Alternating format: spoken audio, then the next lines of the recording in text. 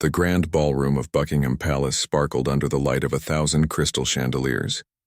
Queen Camilla stood at the center of attention, wearing the magnificent diamond diadem that had adorned the heads of British monarchs for over 2 centuries. The tiara caught the light with every movement, sending rainbows dancing across the marble floor. Tonight was supposed to be perfect, a state dinner honoring visiting dignitaries from across the Commonwealth. Camilla smiled graciously as she moved through the crowd of guests, each one eager to catch a moment with the queen consort.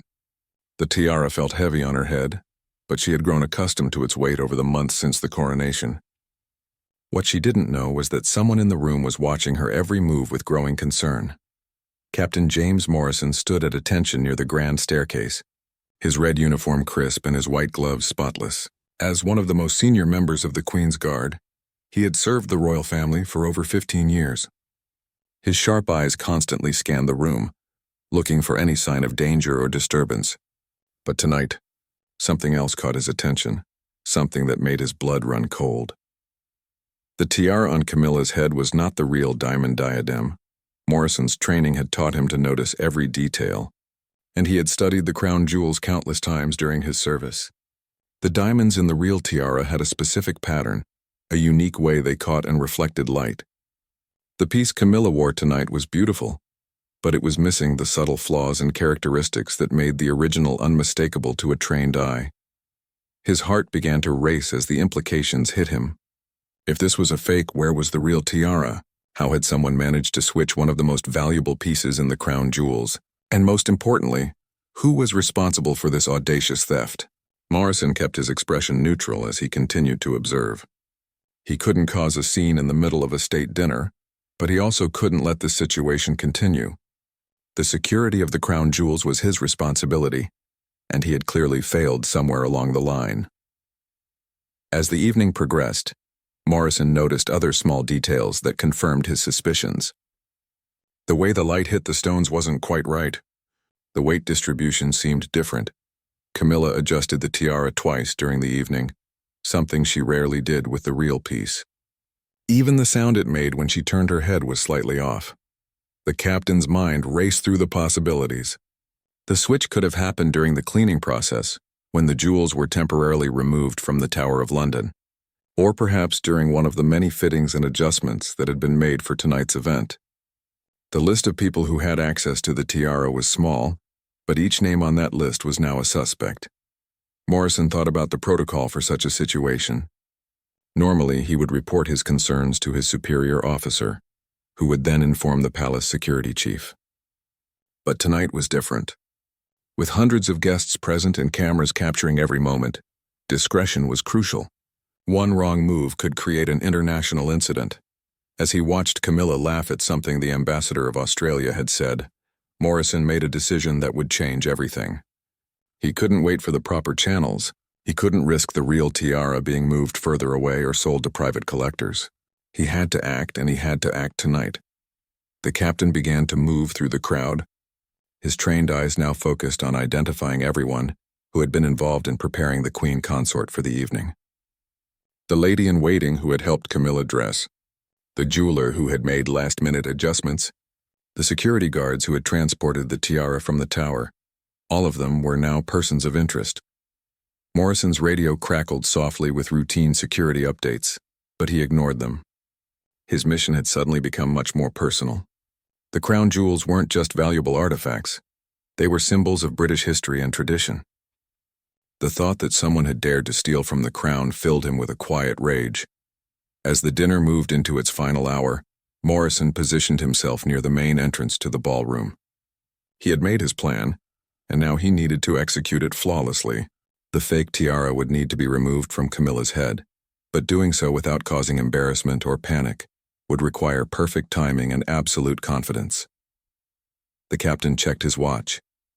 In 30 minutes, the queen consort would retire for the evening, and the tiara would be returned to its secure storage. That was when he would have to make his move. He couldn't allow the fake to be locked away where it might take days or weeks to discover the switch officially. Morrison's hands remained steady despite his racing pulse. He had faced dangerous situations before, terrorist threats, security breaches, and even attempted attacks on royal family members. But this felt different. This wasn't about protecting someone from external harm. This was about protecting the integrity of the crown itself. The captain thought about his oath of service, the promise he had made to protect and serve the royal family with honor and distinction. That oath now required him to do something unprecedented, to publicly challenge the queen consort and demand the return of what rightfully belonged to the crown. As the evening drew to a close, Morrison took a deep breath and began walking toward Queen Camilla. His steps were measured and confident, his expression serious but respectful. The guests around him continued their conversations, unaware that they were about to witness one of the most dramatic moments in recent royal history. The captain's mind was clear now, his purpose unwavering. He would retrieve the real tiara no matter what the personal cost might be. The crown jewels had survived wars, revolutions, and centuries of political upheaval. They would not be lost on his watch, not while he still drew breath. Morrison straightened his shoulders and prepared to change the course of the evening forever. Captain Morrison approached Queen Camilla with the measured pace of someone who had made an irreversible decision. The conversations around them continued, but he could feel the weight of what he was about to do pressing down on his shoulders like a lead blanket. Every step brought him closer to a moment that would either vindicate his suspicions or destroy his career. Camilla was speaking with the Prime Minister's wife when she noticed the tall figure of Captain Morrison approaching. She had always found him to be one of the more reliable members of her security detail, serious, professional, and utterly dedicated to his duty. But something in his expression tonight made her pause mid-sentence. "Your Majesty," Morrison said, his voice carrying just enough volume to be heard clearly without drawing attention from nearby guests. He bowed his head respectfully, but his eyes never left hers. "I need to speak with you immediately regarding a security matter of the utmost importance." The Prime Minister's wife, sensing the gravity in the captain's tone, excused herself politely and moved away.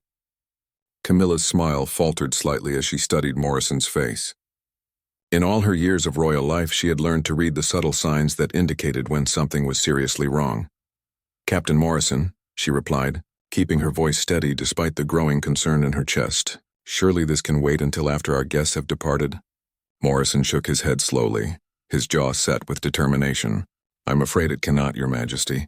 What you're wearing tonight, the diamond diadem, it's not authentic. Someone has replaced the real tiara with a very sophisticated fake."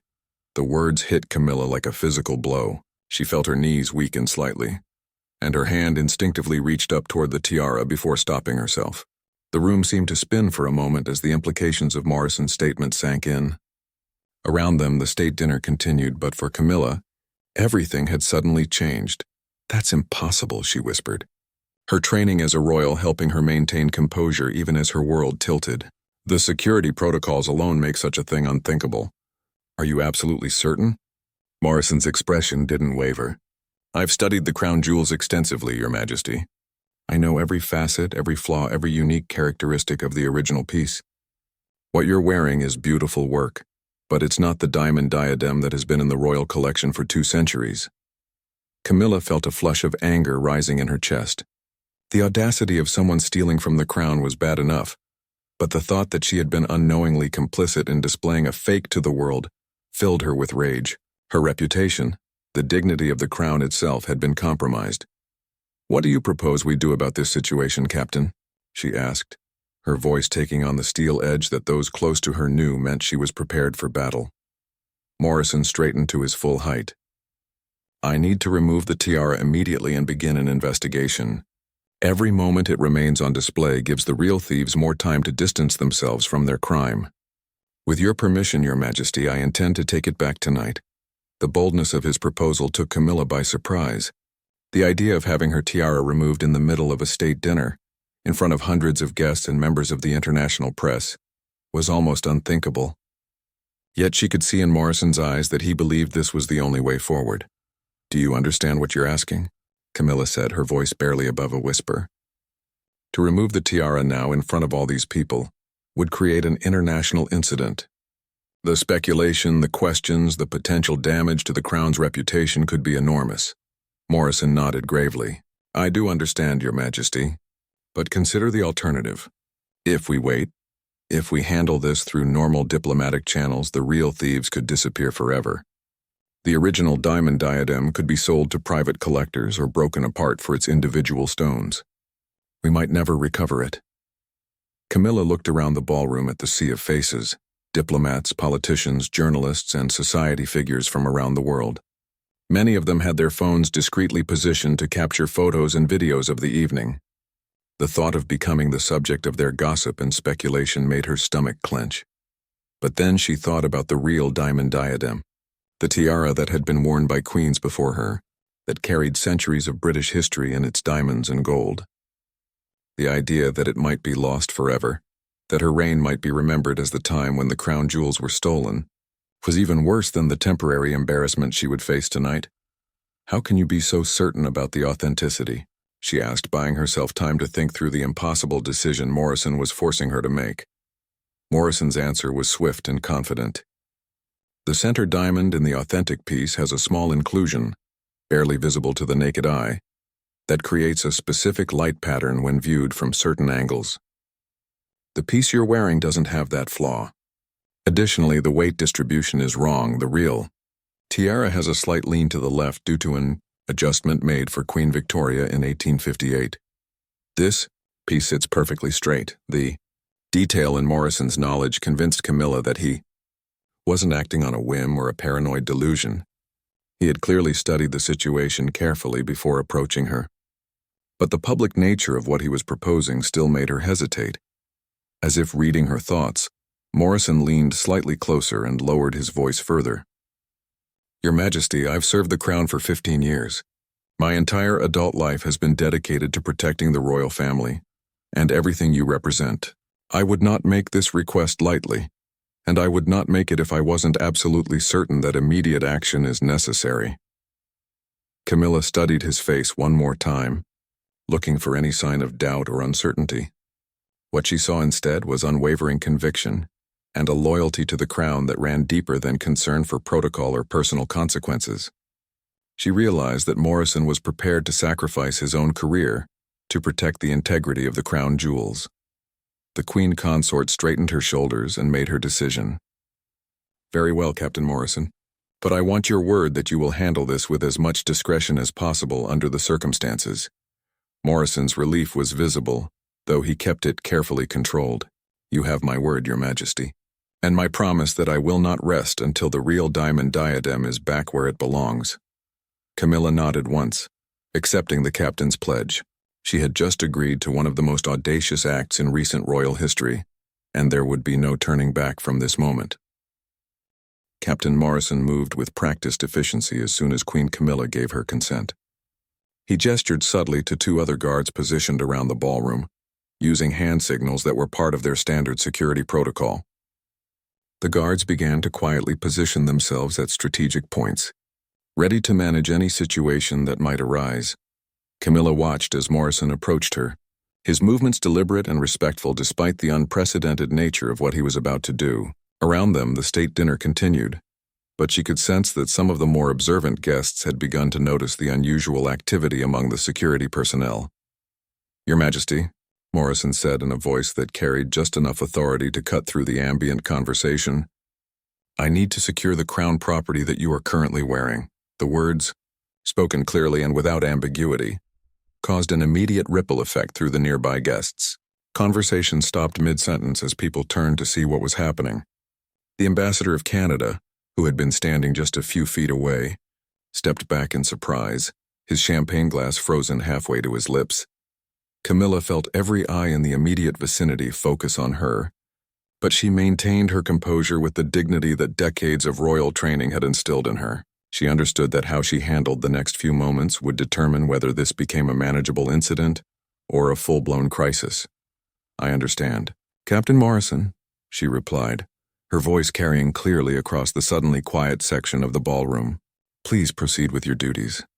Morrison reached up toward the tiara with steady hands, but the symbolic weight of what he was doing made the simple action feel monumental. He was not just removing a piece of jewelry. He was publicly declaring that the queen consort had been deceived. that the security of the crown jewels had been compromised, and that immediate action was necessary to protect the monarchy itself.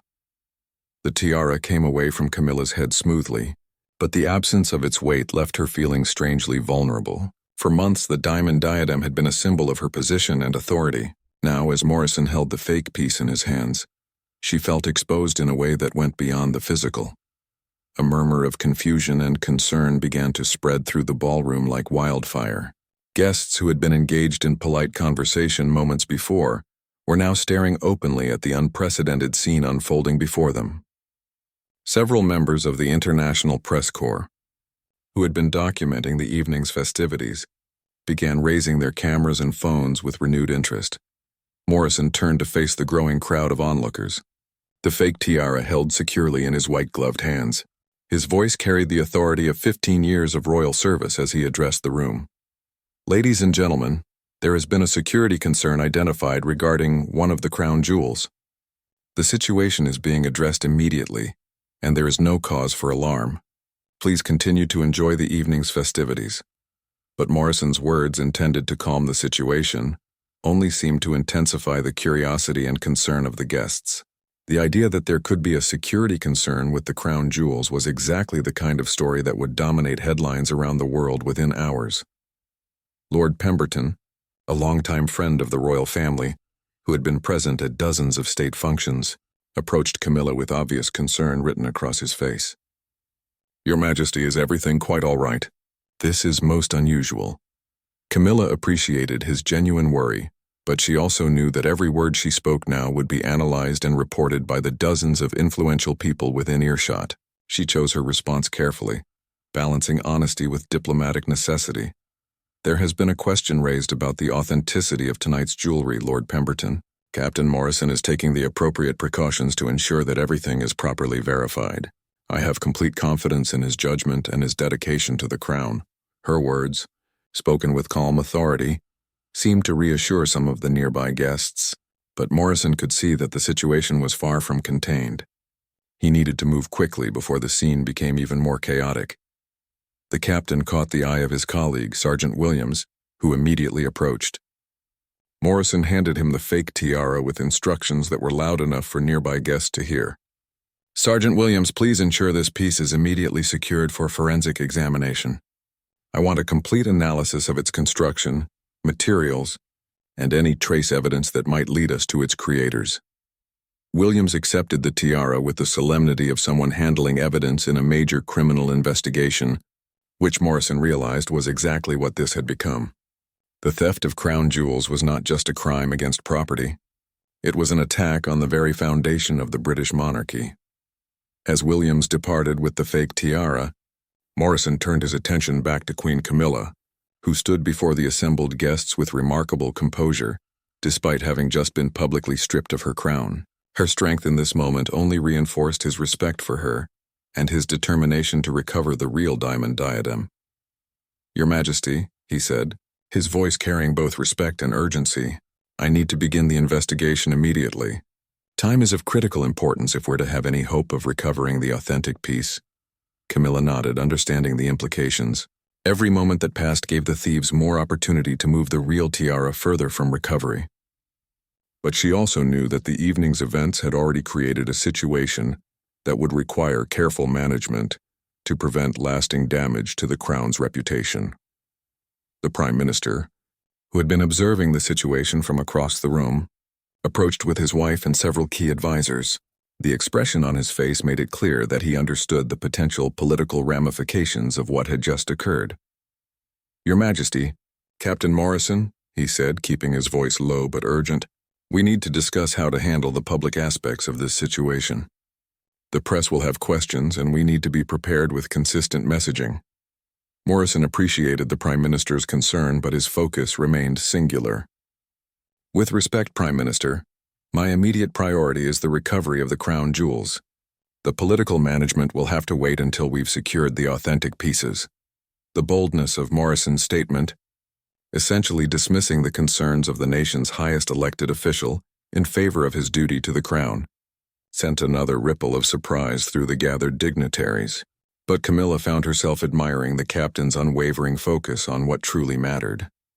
As the evening continued around them, Morrison began mentally preparing for the investigation that would likely define the rest of his career.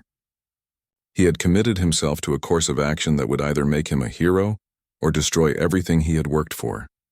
But as he looked at Queen Camilla, standing with dignity despite the chaos swirling around her, he knew he had made the right choice. Within an hour of the Tiara's removal, Captain Morrison had transformed a small conference room in Buckingham Palace into an impromptu command center.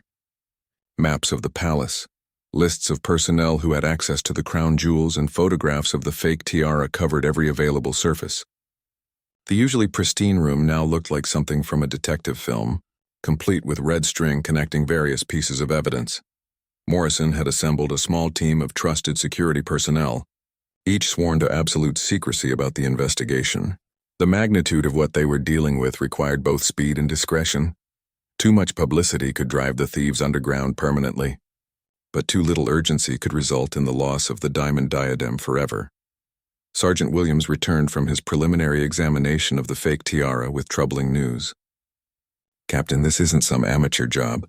The craftsmanship is extraordinary. Whoever made this had detailed knowledge of the original piece and access to high-quality diamonds. This represents months, possibly years of planning." Morrison studied the photographs Williams had taken of the fake piece. Even under magnification, the attention to detail was remarkable. The forger had replicated almost every aspect of the original diamond diadem, down to the settings and the pattern of the metalwork. Only someone with intimate knowledge of the real tiara could have created such an accurate reproduction. "What about the diamonds themselves?" Morrison asked, leaning over the photographs with intense focus. Williams consulted his notes. "High quality, but not the exceptional stones found in the original. The center diamond is particularly telling. It's flawless, whereas the authentic piece has that distinctive inclusion you mentioned. But to create a fake of this caliber would require significant financial resources." Morrison nodded grimly. They weren't dealing with ordinary thieves motivated by simple greed. This operation had the hallmarks of something much more sophisticated, possibly involving international art thieves or even state-level actors seeking to embarrass the British Crown. The captain's radio crackled, with an update from the team investigating the security footage from the Tower of London, where the crown jewels were normally stored. The news was not encouraging. "Captain Morrison, we've reviewed the footage from the past week. Everything appears normal, but we've discovered that the cameras covering the jewel storage area experienced a brief malfunction 3 days ago. The outage lasted only 4 minutes, but that would have been enough time for a skilled team to make the switch." Morrison felt his jaw clench. A 4-minute window meant this was definitely an inside job. No external thieves could have gotten past the tower's security, accessed the storage area, made the switch, and escaped in such a short time frame. Someone with authorized access had betrayed the crown. His thoughts turned to Queen Camilla, who was handling the continuing state dinner with remarkable grace, despite the crisis swirling around her. She had made several subtle announcements to key guests, explaining that there had been a minor security protocol activation, but that everything was under control. Her composure under pressure only strengthened Morrison's resolve to recover the stolen tiara. The investigation took a dramatic turn when Detective Inspector Sarah Collins from Scotland Yard arrived at the palace. Morrison had specifically requested her involvement because of her expertise in art theft and her discretion in handling high-profile cases. Collins was a woman in her 40s with sharp eyes and a reputation for solving seemingly impossible cases. "Captain Morrison," Collins said as she reviewed the evidence, "this operation has all the signatures of the European art theft ring we've been tracking for the past 2 years. They specialize in high-value historical pieces and have connections throughout the international black market." Morrison's pulse quickened. "Do you have suspects?" Collins nodded slowly. "We have 3 individuals who fit the profile and have the skills necessary for this kind of operation. But here's the concerning part. All 3 were supposedly in different countries when the theft occurred. If this is their work, they have an unprecedented level of planning and coordination." The detective spread out photographs of the suspected thieves on Morrison's makeshift command table. The faces looking back at him were ordinary, the kind of people who could blend into any crowd and never be noticed. But Collins assured him that each was capable of extraordinary crimes. The problem we face, Collins continued, is that if these individuals are responsible, they likely have the real diamond diadem already out of the country. Their usual pattern is to move stolen goods to private collectors within 48 hours of a theft. Morrison felt a chill run down his spine. If the real Tiara had already left Britain, recovering it would become exponentially more difficult. International law, diplomatic complications, and the secretive nature of the private art market could delay recovery for years or make it impossible altogether. But then Williams burst into the room with news that changed everything. "Captain, we found something." One of the palace cleaning staff noticed a maintenance van parked in an unusual location yesterday evening. The driver was wearing the correct uniform, but something about his behavior seemed off. "We've traced the van's license plate. It's registered to a company that doesn't exist." Morrison's training kicked into high gear. This was the first real lead they had discovered, and it needed to be pursued immediately. "Do we have any surveillance footage of this van or its driver?" Williams nodded enthusiastically. "Better than that." The cleaning staff member took a photo on her phone because she was concerned about the van blocking an emergency exit. "We have a clear image of the driver and the vehicle." Collins examined the photograph with professional interest. After a few moments, her expression changed dramatically. "Captain Morrison, this changes everything. The man in this photograph is known to us, but he's not one of the international thieves I mentioned. He's a local criminal with connections to several recent art thefts in London." Morrison leaned forward intently. "What does that mean for our investigation?" "It means the diamond diadem is likely still in the country," Collins replied with growing excitement. "This individual doesn't have the international connections to move something as high profile as the crown jewels out of Britain quickly. He's probably holding it until he can find a buyer or arrange for transport." The implications hit Morrison like a lightning bolt. If Collins was right, they still had time to recover the real Tiara before it disappeared forever. But they would need to move fast and coordinate with law enforcement agencies across London. Morrison looked around the room at his assembled team. Palace security, Scotland Yard detectives, and forensic experts all working together toward the same goal. The investigation had evolved from a simple theft into something much larger. But for the first time since the crisis began, he felt genuinely hopeful about their chances of success. "Detective Collins," he said with renewed determination, "what do you need from us to track down this individual and recover the crown jewels?" Collins smiled grimly. "I need access to everything you know about palace security protocols and a team of officers ready to move at a moment's notice. If we're right about the timeline, we have perhaps 12 hours before this man attempts to move the Tiara again. After that, our chances of recovery drop dramatically." Morrison nodded, understanding the stakes completely. The next 12 hours would determine whether his bold decision to remove the fake Tiara in front of hundreds of witnesses would be vindicated, or whether it would go down as one of the greatest security failures in royal history. The breakthrough came at 3 a.m. when Detective Inspector Collins received a call from one of her informants in London's underground art market. Morrison was reviewing security footage for the 20th time when Collins burst into the command room with barely contained excitement. "Captain Morrison, we've found him," she announced, spreading a map of East London across the table. "Marcus Henley, that's our thief's real name. He's holed up in a warehouse in Bermondsey, and according to my source, he's been desperately trying to find a buyer for a special piece of royal jewelry since yesterday." Morrison's fatigue disappeared instantly. After hours of painstaking investigation, they finally had a concrete lead. "How reliable is this information?" Collins nodded confidently. "My informant has never been wrong about location intelligence. But there's a complication. Henley is paranoid and well-armed. He knows that stealing from the crown carries severe penalties, so he won't surrender easily. We'll need to plan this operation carefully." The captain studied the warehouse location on the map. It was in an industrial area with multiple escape routes, surrounded by other buildings that could provide cover for a desperate criminal. A direct assault could result in Henley destroying the Tiara, or escaping with it into the maze of London's backstreets. "What about surveillance?" Morrison asked, already thinking through tactical options. "Can we confirm the Tiara is actually there before we move?" Collins had already considered this. "I've got a team positioned around the perimeter with long-range cameras.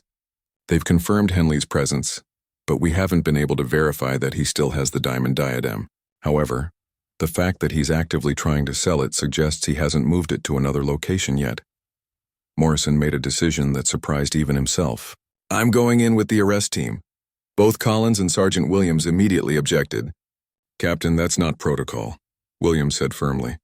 "Your responsibility is to coordinate the operation, not participate in the physical apprehension." But Morrison's expression showed he had already made up his mind. "The diamond diadem has been in my care and I failed to protect it. I won't sit safely in a command center while other people risk their lives to fix my mistake. Besides, if there are questions about the tiara's authenticity or condition, I'm the person best qualified to make that determination immediately." Collins understood Morrison's motivation, even if she disagreed with his decision. "Captain, if you insist on being present, you'll follow my orders completely. This is a police operation now, not a military one." Morrison nodded his acceptance of her authority. The partnership between Palace Security and Scotland Yard was unprecedented, but the stakes were too high for territorial disputes or wounded pride. The team assembled at dawn in an unmarked building near the warehouse. Collins had brought her best officers, specialists in dealing with dangerous criminals who had experience in recovering stolen art. Morrison wore civilian clothes and a bulletproof vest, feeling strange to be operating outside his familiar red uniform. As they prepared to move, Collins received another piece of intelligence that changed their approach. "Henley isn't alone in there. Heat signatures show at least 2 other individuals in the warehouse. This could be a handoff meeting. He might be preparing to transfer the tiara to someone else." The urgency of the situation intensified dramatically. If Henley was meeting with buyers or transport specialists, the diamond diadem could disappear into the international black market within hours. Morrison felt his chest tighten as he realized how close they were to losing the tiara forever. Collins made rapid adjustments to the operation plan. Instead of a careful, methodical approach, they would need to move fast and decisively. The risk of a confrontation was increasing, but the alternative was unacceptable. "Remember," she told the team as they prepared to enter the warehouse, "our primary objective is recovering the crown jewels intact. Everything else is secondary. If we have to choose between apprehending the suspects and securing the tiara, we choose the tiara." Morrison appreciated her priorities. The symbolic and historical value of the diamond diadem far exceeded any satisfaction they might gain from arresting the thieves. The warehouse was a maze of corridors and storage rooms, filled with legitimate cargo that provided perfect hiding places for criminals. Collins split her team into 3 groups, approaching from different angles to prevent escape routes. Morrison stayed with Collins's group, his heart pounding as they moved through the shadowy building. They found Henley in a small office area at the center of the warehouse, exactly as the intelligence had indicated. Through a grimy window, Morrison could see the thief examining what appeared to be the real diamond diadem under a bright lamp. 2 other men stood nearby, one taking photographs while the other made notes on a tablet. Morrison's breath caught in his throat. Even from this distance, he could see the distinctive characteristics that marked the piece as authentic. The way the light caught the center diamond, the slight asymmetry in the setting, the particular brilliance of the smaller stones. Everything confirmed that they had found the real tiara. Collins signaled for the team to prepare for entry. They would move simultaneously through 3 different doors, overwhelming the criminals before they could react or potentially damage the crown jewels. But as they prepared to breach the office, one of the men inside suddenly looked up toward their position. Morrison realized with growing alarm that somehow their presence had been detected. The next few seconds unfolded with terrifying speed. Henley grabbed the diamond diadem and began moving toward what appeared to be a back exit. Collins shouted commands to her team as they burst through the doors from 3 directions. The criminals were shouting and scrambling for weapons or escape routes. Morrison found himself facing a moment that would define the rest of his life. Henley was only a few feet away, clutching the stolen tiara against his chest as he backed toward a window that led to the warehouse's loading dock. If the thief made it through that window, the winding streets of Bermondsey could swallow him completely. Without thinking about protocol or personal safety, Morrison lunged forward. His 15 years of military and security training took over as he tackled Henley just as the criminal reached for the window latch. They crashed to the concrete floor together, with Morrison desperately trying to protect the tiara from damage while subduing the thief. The diamond diadem flew from Henley's hands and skittered across the dirty floor toward a drain grate. Morrison's heart stopped as he watched 2 centuries of British royal history sliding toward what could be its final resting place in London's sewer system. But Sergeant Williams, who had been positioned near that entrance, dove forward and caught the tiara just before it disappeared forever. As Morrison finally managed to subdue Henley with the help of Collins' officers, Williams held up the real diamond diadem with a mixture of relief and triumph. The crown jewels had been recovered, but Morrison knew that the most challenging part of this entire ordeal still lay ahead, explaining to Queen Camilla and the world exactly what had happened and how they had managed to retrieve what many people considered irreplaceable. Queen Camilla sat in her private study at Buckingham Palace as the morning sun filtered through the tall windows, casting long shadows across the Persian carpet. The events of the previous evening felt like something from a dramatic novel, rather than her actual life. Captain Morrison stood before her, still wearing civilian clothes from the warehouse operation, holding a secure case that contained the recovered diamond diadem. The exhaustion was evident on Morrison's face, but there was also something else. A quiet satisfaction that came from a job completed successfully despite overwhelming odds. He had risked everything on his conviction that the tiara Camilla wore the previous evening was fake, and his gamble had paid off spectacularly. "Your Majesty," Morrison began, his voice hoarse from the long night, "I am pleased to report that the authentic diamond diadem has been recovered and is undamaged. The thieves have been apprehended, and Detective Inspector Collins assures me that we have dismantled a significant art theft operation." Camilla felt a wave of relief wash over her that was so powerful it left her momentarily speechless. The thought that one of the crown's most precious artifacts might have been lost forever had haunted her throughout the sleepless night. She had maintained her composure for the sake of the remaining state dinner guests, but privately she had been devastated by the implications of the theft. "Captain Morrison," she said, her voice carrying a mixture of gratitude and amazement, "I owe you an apology. When you approached me last evening with your concerns, I confess that part of me wondered if you were overreacting. The idea that someone could successfully steal and replace one of the crown jewels seemed almost impossible." Morrison opened the secure case and carefully removed the real diamond diadem. In the morning light, its authenticity was unmistakable. The diamonds caught and reflected the sunlight with a brilliance that the fake piece had never quite achieved, and the subtle imperfections that marked it as the original were clearly visible. "Your Majesty, I want you to understand that this theft succeeded because of systematic planning over many months, possibly years. The thieves had inside information about security protocols, access to the palace during preparation for last night's event, and connections within the art theft community that we're still investigating. This was not a failure you could have prevented." Camilla studied Morrison's face as she considered his words. She realized that his decision to confront her publicly about the fake tiara had not been impulsive or disrespectful, but rather the result of careful observation and immediate recognition that decisive action was necessary. "Tell me about the investigation," she requested, settling back into her chair and preparing to hear the full story of how her crown jewels had been stolen and recovered within the span of a single day. Morrison recounted the events, methodically, from his initial recognition that the tiara was fake, through the frantic investigation that followed, to the dramatic recovery in the Bermondsey warehouse. He explained how Detective Inspector Collins had identified the thieves, how they had tracked Henley to his hiding place, and how close they had come to losing the diamond diadem forever. "The most troubling aspect of this entire situation," Morrison continued, "is that Marcus Henley and his associates had been planning this theft for over 18 months. They studied the crown jewels extensively, created detailed replicas, and established relationships with people who had access to the palace. The sophistication of their operation was remarkable." Camilla absorbed this information with growing anger. The idea that criminals had spent over a year plotting against the crown, studying her movements and the security protocols that were supposed to protect the royal family, filled her with outrage.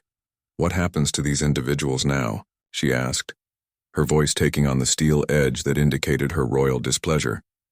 "They'll face charges under the Crown Jewels Act, which carries severe penalties including potential life imprisonment. Detective Inspector Collins believes we can also connect them to several other high-profile art thefts across Europe. Justice will be thorough and swift." Morrison paused, then added something that surprised Camilla. Your Majesty, there's one more thing you should know. The fake tiara they created is actually a masterpiece in its own right. The craftsmanship and attention to detail are extraordinary. In different circumstances, it would be considered a valuable piece of jewelry. Camilla found this detail both fascinating and disturbing. The thought that criminals had invested so much time and skill in deceiving her made the violation feel even more personal. As if reading her thoughts, Morrison continued, the investigation revealed that they specifically studied your public appearances to understand how the tiara would be photographed and viewed. They wanted to ensure that their fake would be convincing not just in person, but also in all the media coverage of state events. The scope of the planning involved in the theft was staggering. Camilla realized that she had been under surveillance for months without knowing it, that every public appearance had been analyzed and cataloged by criminals seeking to exploit any weakness in the Crown's security. Captain Morrison, she said, rising from her chair and moving to the window that overlooked the palace gardens, I want to discuss your actions last evening. What you did, removing the tiara in front of hundreds of guests and members of the international press, was unprecedented. Morrison felt his chest tighten. He had known that this conversation was coming, and he had prepared himself for the possibility that his career might be over, despite the successful recovery of the stolen jewels. Your Majesty, I understand that my actions were highly irregular. I violated protocol and created an international incident. If you believe that disciplinary action is appropriate, I will accept whatever consequences you deem necessary. Camilla turned back to face him, and Morrison was surprised to see not anger in her expression, but something that looked remarkably like admiration. Captain Morrison, in my years as a member of the royal family, I have encountered many individuals who were skilled at following protocols and maintaining appearances. What I have rarely encountered is someone with the courage to do what is right, regardless of personal consequences or social conventions. Morrison's surprise was evident on his face as Camilla continued. Your decision to act immediately, despite the potential embarrassment to the Crown and damage to your own career, prevented what could have been a permanent loss of irreplaceable national treasures. You put the integrity of the Crown above everything else, including your own welfare. That is exactly the kind of loyalty and dedication that the monarchy needs. Instead of the reprimand Morrison had expected, Camilla was expressing gratitude and respect for his actions. The relief he felt was overwhelming, but he maintained his professional composure. Furthermore, Camilla added, I want you to know that your actions last evening have led to significant improvements in our security protocols. Detective Inspector Collins has provided recommendations that will make future thefts much more difficult to execute. In many ways, this incident has strengthened the protection of the crown jewels rather than weakening it. Morrison nodded, understanding that the crisis had indeed revealed vulnerabilities that could now be addressed. The theft had been traumatic, but it had also provided valuable lessons about the evolving nature of threats to the monarchy. As the conversation drew to a close, Camilla made one final statement that Morrison would remember for the rest of his life. Captain Morrison, you walked into that ballroom last evening and took back what rightfully belonged to the crown. In doing so, you demonstrated the highest ideals of service and loyalty. The monarchy is stronger because of people like you, and I am personally grateful for your courage and dedication. Morrison bowed deeply, accepting not just her gratitude but also the knowledge that his bold decision had been vindicated completely. The diamond diadem was safely back where it belonged, the thieves were in custody, and the security of the crown jewels had been significantly enhanced. Most importantly, he had proven that sometimes the right action requires the courage to break with convention and do what conscience demands, regardless of the personal cost.